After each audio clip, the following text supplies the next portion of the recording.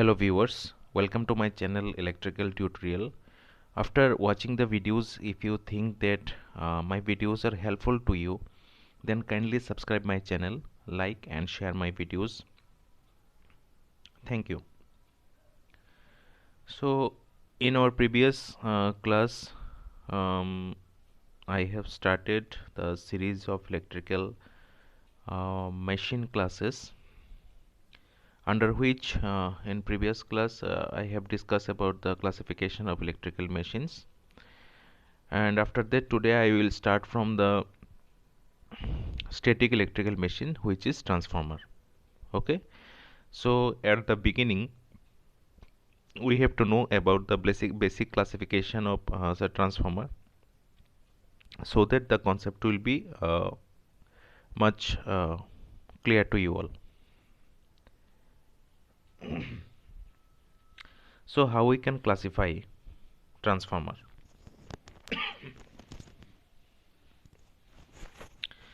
See, we can classify transformer depending on multiple parameters.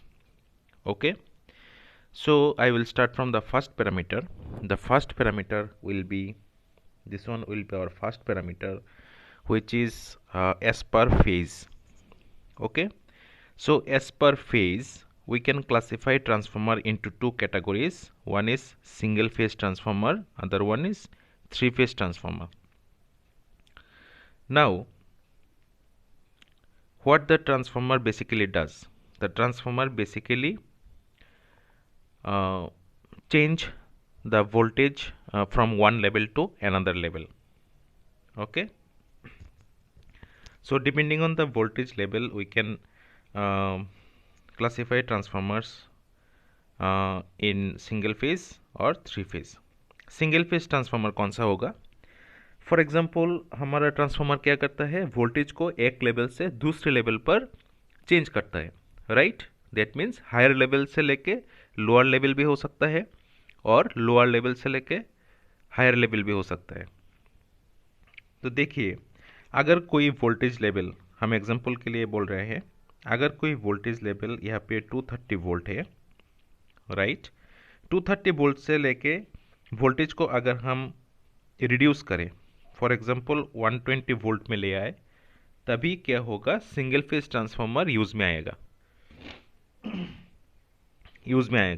मतलब single phase transformer क्या करता है, वो single phase voltage level, that means 230 volt और 240 volt voltage level के अंदर ये काम करता है.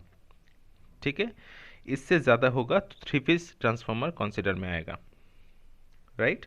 अभी थ्री फेज ट्रांसफार्मर क्या करेगा, फॉर एग्जांपल हम लोग यहाँ पे क्या हम लोग कंसिडर किया है, वोल्टेज लेवल को हायर लेवल से लेकर लोअर लेवल तक ले जा रहा है, राइट.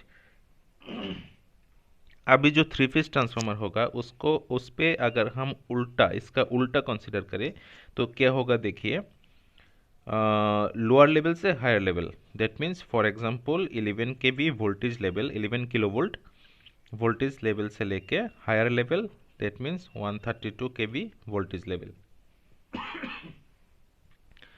अगर हम इसी वोल्टेज लेवल पे देखिए, ये लोअर लेवल से लेके हायर लेवल पे चेंज हो रहा है ना, तो in that case we will use three phase transformer. Okay, so single phase transformer कम करता है अप टू 230 और 240 वोल्ट, मैक्सिमम 250 वोल्ट, और थ्री फेज ट्रांसफार्मर इससे ज़्यादा का जो वोल्टेज होगा उसी लेवल पे ये काम करेगा, right. Next parameter is as per core. Okay, now what is core? Core का जो डिस्कशन है ये हम नेक्स्ट वीडियो में लाएंगे, क्योंकि नेक्स्ट वीडियो में हम लोग डिस्कस करेंगे जो कंस्ट्रक्शन होगा ट्रांसफार्मर का, वो कंस्ट्रक्शन के ऊपर, तो उसमें कोर का जो कॉन्सेप्ट है वो क्लियर हो जाएगा. ठीक है, तो अभी के लिए देखिए यहाँ पे क्या हुआ है, core, if you consider the core, then transformers are again two types. One is called core type transformer, other one is called shell type transformer. Okay,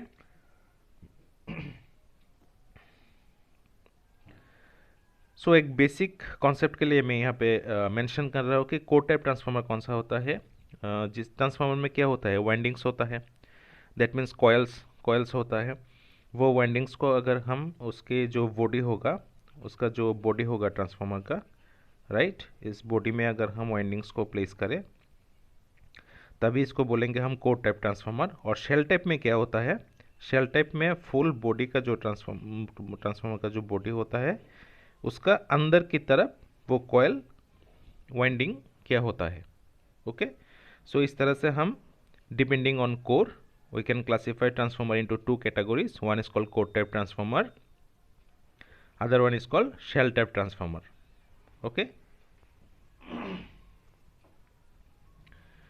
now moving to third parameter, depending on the voltage level.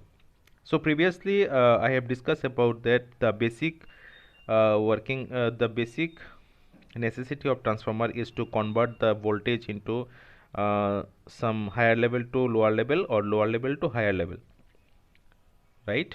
Transformer voltage level को क्या करता है, lower level से higher level या फिर higher level से lower level पे change करता है। ओके, तो यहाँ पे depending on the voltage level we can classify transformer into two categories. One is called step up transformer. Step up transformer में क्या होगा, लोअर वोल्टेज लेवल से लेके for example 120 volt voltage level से इसको हम 240 वोल्ट में चेंज कर रहे हैं, right. In that case the transformer will be known as step up transformer. And what is step down transformer?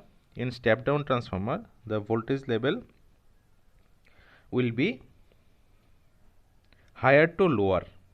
Okay, higher to lower, for example 132 kV to 11 kV, okay, और 11 kV to 440 volt अगर higher level से लेके lower level पे change करते हैं तो उसको बोलते हैं स्टेप डाउन ट्रांसफार्मर।